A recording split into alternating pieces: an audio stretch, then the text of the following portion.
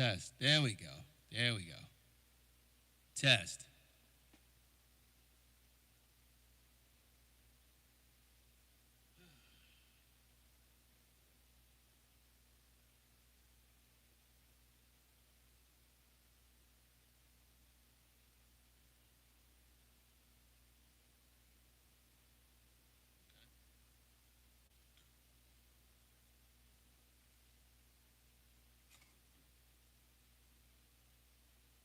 No, no, no. I switched it back.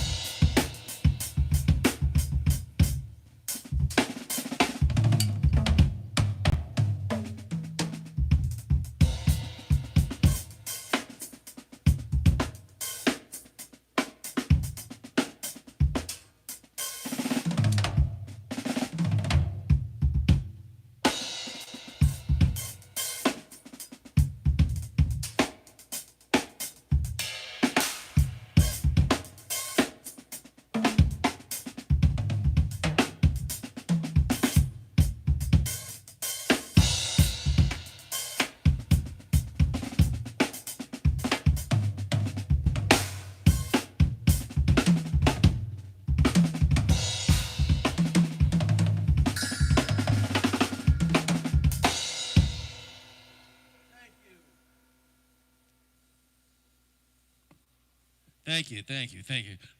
Yo, where were you guys yesterday, man?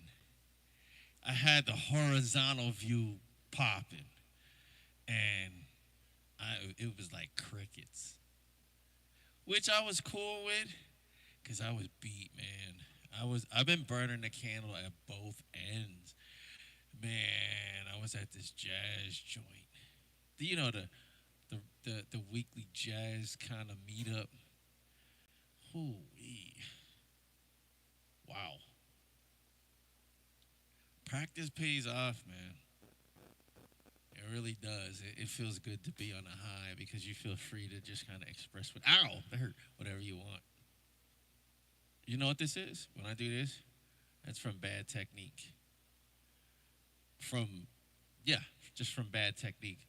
Now, oh man, it was some years ago.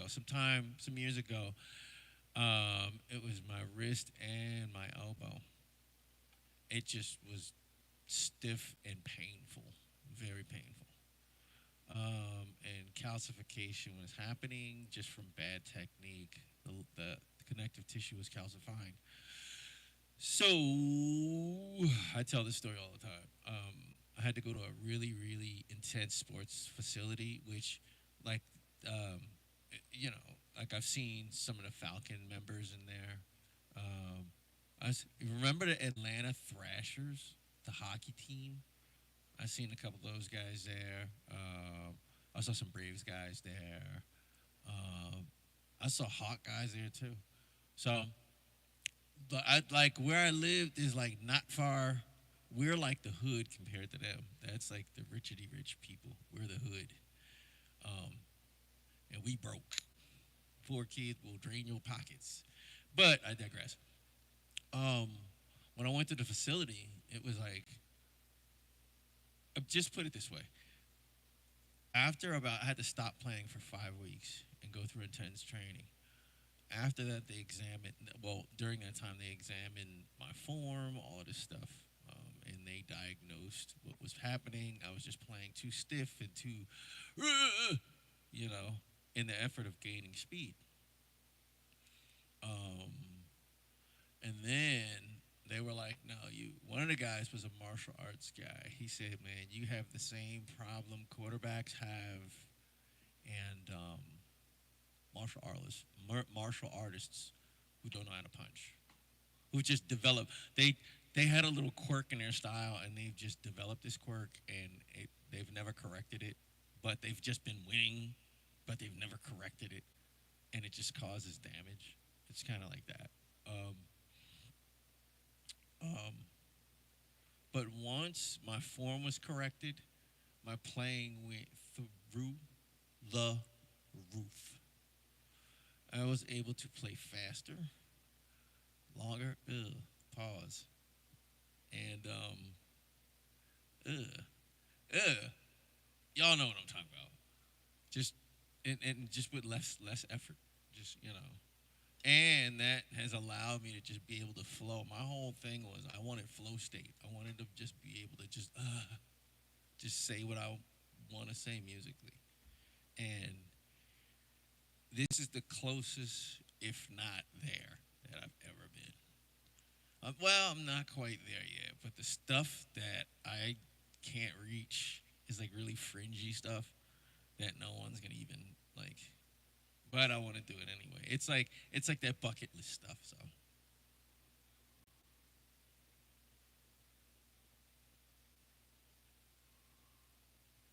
Keith Moon, best drummer in the world.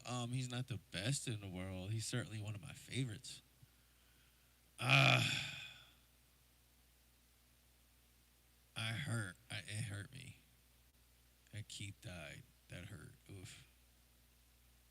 It hurt when Bonham died. It hurt when Bob Marley died. It hurts.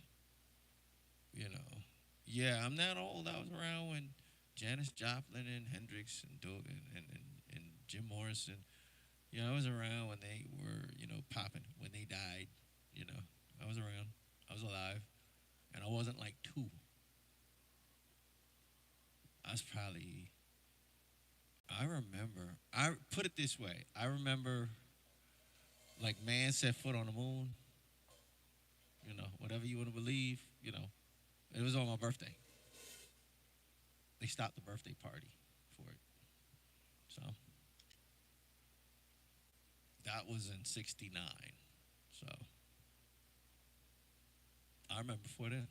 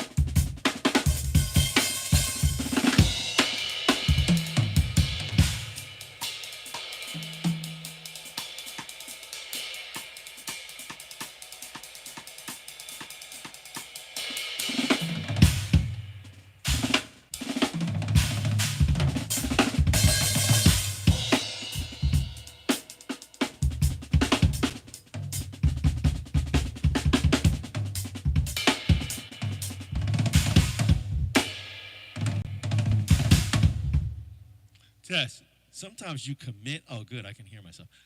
Sometimes you commit. Um, and then the only way the math works is you got to kind of, your brain is kind of calculating. It's weird.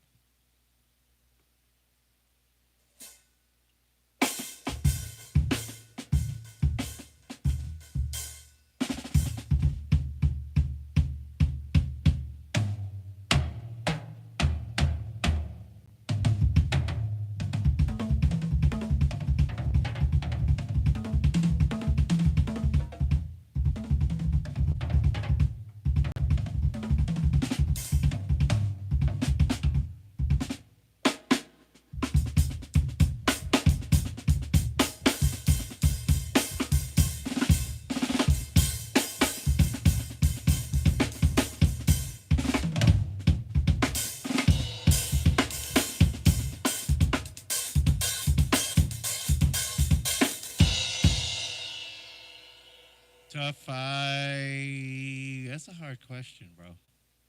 I don't have a top five. I probably got like a top 500. Or there's a lot of drummers, man. I can't even say top 500, man. There's so many good drummers. You know, I'm looking at a guy right now, Thomas Pridgeon. You know, best of both worlds. He plays rock, he plays jazz, he plays Latin. You know, you know, he plays R&B. This joker quit Berkeley to join a jazz band. There was a guy, Christian Scott, who was in Berkeley. He was an upperclassman. And he went back and he graduated from Berkeley. And but Thomas was in the band. So he would come back and, he didn't kick him out the band, find another drummer. He's like, this dude's a good drummer. I'll wait for him, And somebody offered him a record deal. They offered Christian Scott a record deal. And he's like, I ain't gonna leave my boy. And Thomas was like, yo, bump that. I'm quitting. So he quit Berkeley. And he went on the road just like after his first year of college at Berkeley. And he was doing jazz. And then after that, he was doing, he started off doing gospel. And then he went to Berkeley and then started doing jazz. And then after he started doing jazz, he was like maybe 19, maybe 18 or 19. And he was the musical director for Keisha Cole. And then he left and he's just, doing local gigs. And he picked up the Mars Volta gig. But he was also playing, with Giraffe Tongue Orchestra, a lot of really, really wild bands. So, he's always kind of straddled the fence. He was playing with Thundercat for a while. He's actually Thundercat's first drummer. Well, Thundercat's first drummer is his brother. His second drummer was Thomas Pridgeon. And then Thomas gave it to Justin Brown. Now Justin been there for a while, but Justin's dope too. But this dude is a beast. This joker won look at this. I got the T-shirt, Guitar Center Drum Off. He was like 7, youngest ever to win it. That's crazy. And he's the youngest person ever to get a Zildjian endorsement, all that stuff. Like, he was a kid, bro. His mother said they used to go to church and he would kick to the rhythm of whoever was playing drums. And then his mother had to work a lot. She worked a lot of nights. So his grandmother was taking care of him. And she was the organist in the church band. And ever since he was able, they said he used to keep perfect time on the backs of the chairs and everything. So everybody knew, all right, this the guy, the dude. And then he went out for the Guitar Center Drum Off.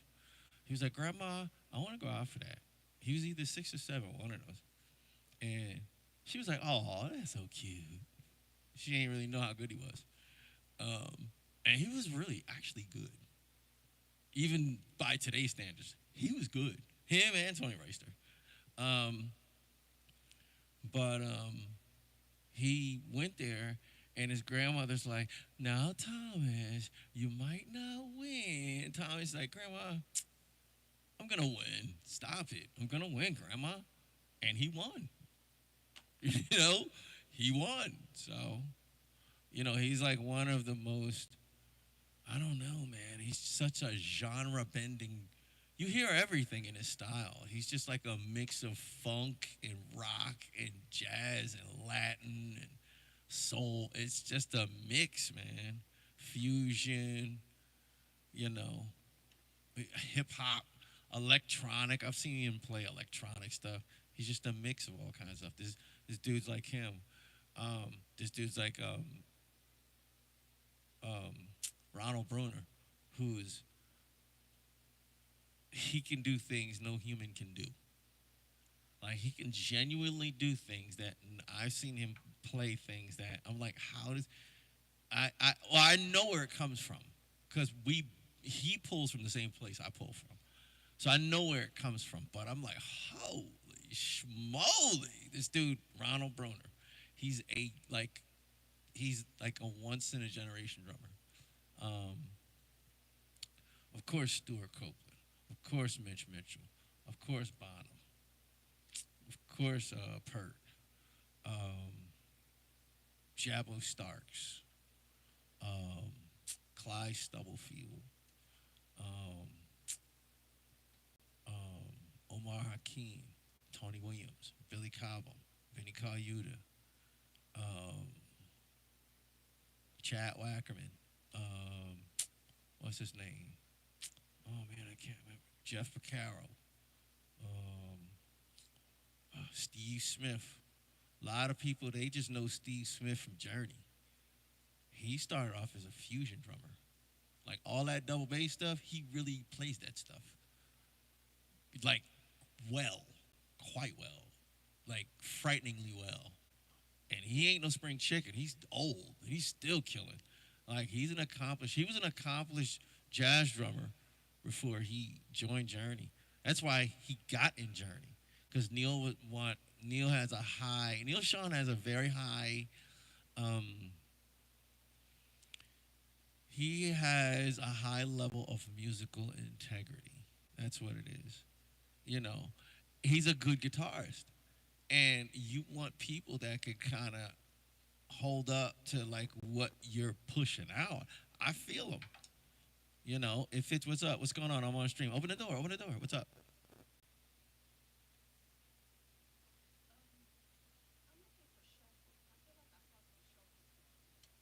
Oh, the plastic ones? You talking about the little metal ones? Yeah, I got some.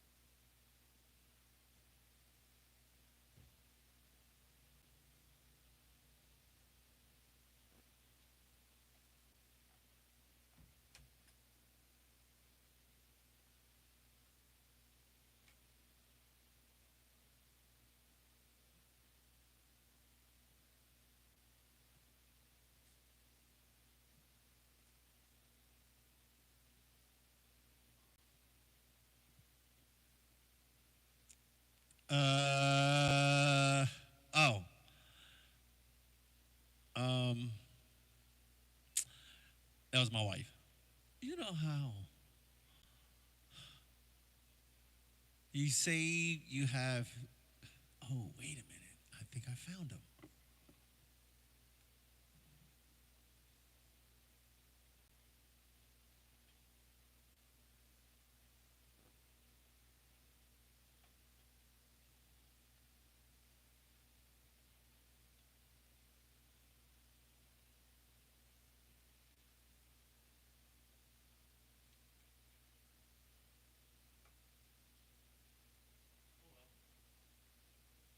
Oh, well.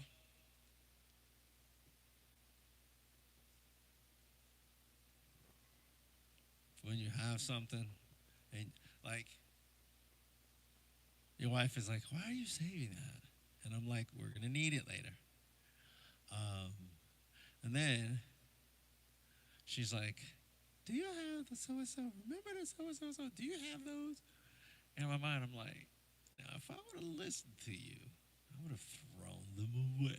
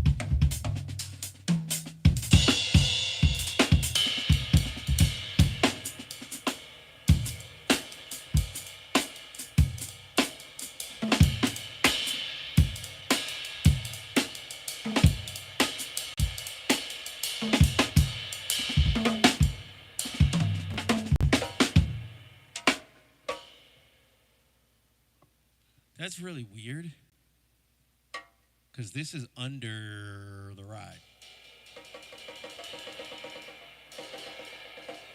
But I'm not going to try to figure out how to kind of move it out of the way so I can easily reach it.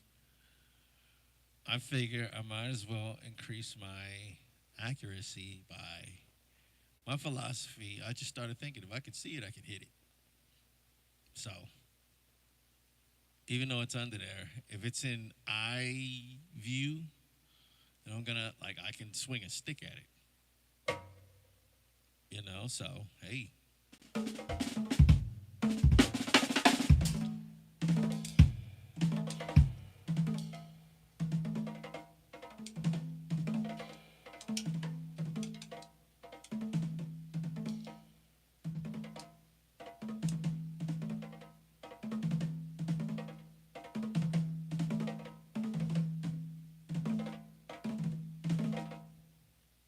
That's difficult. That like requires a really light touch. A lot of guys can't do that, unfortunately. I mean, a lot of guys can, but it's deceptively difficult.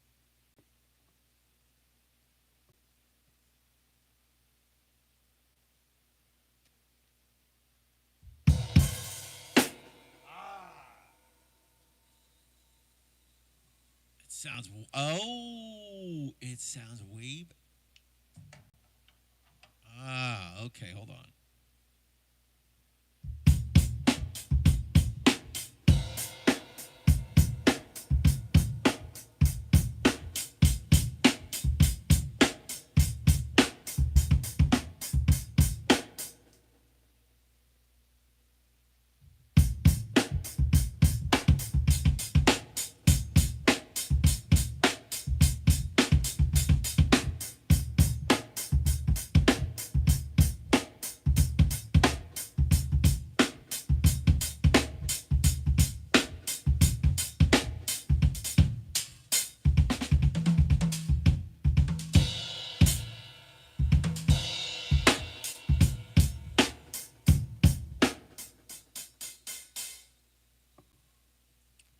difference. It's got that high, you know, why? I don't have like a high voice. I mean, a low voice. Why does it sound hissy? I don't know, man. Oh, I know why. Because this is a passive mic. So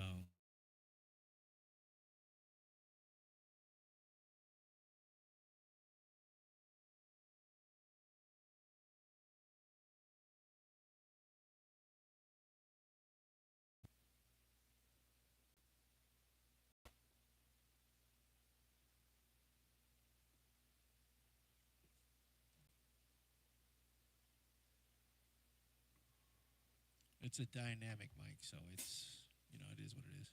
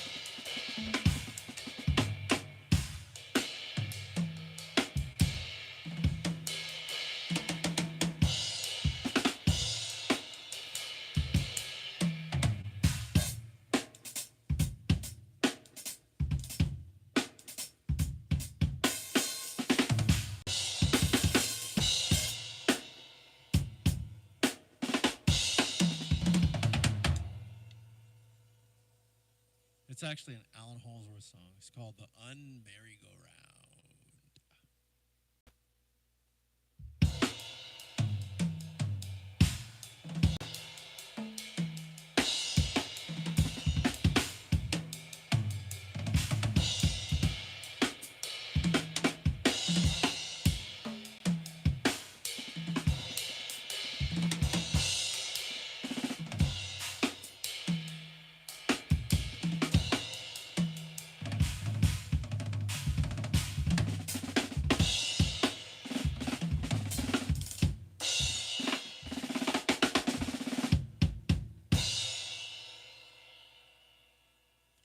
There's like a huge drum solo in it.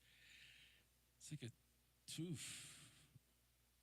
I want to say it's a 6 minute song, so I want to say that the drum solo is it's about a minute and a half. It's a boxing round. I think it's boxing round is like 3 minutes. No, it's not. It's half a boxing round.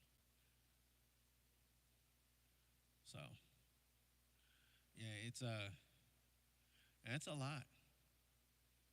It's a lot. And the thing is, the easier thing is to build the stamina in situations like that.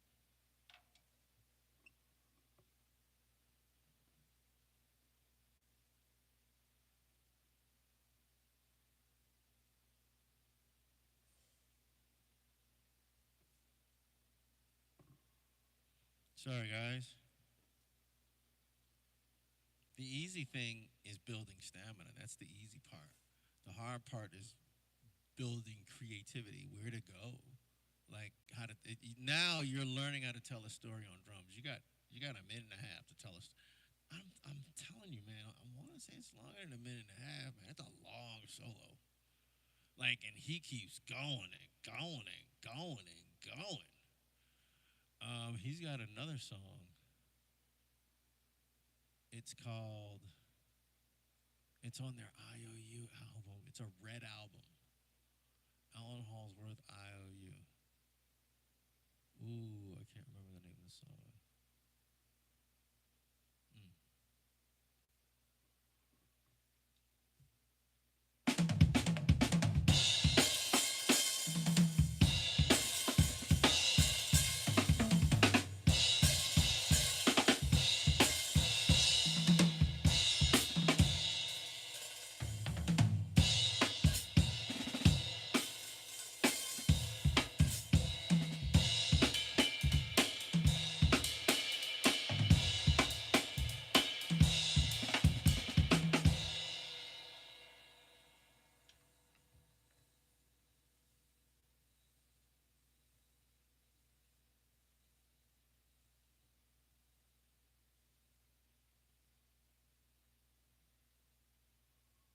Thank you. Thank you.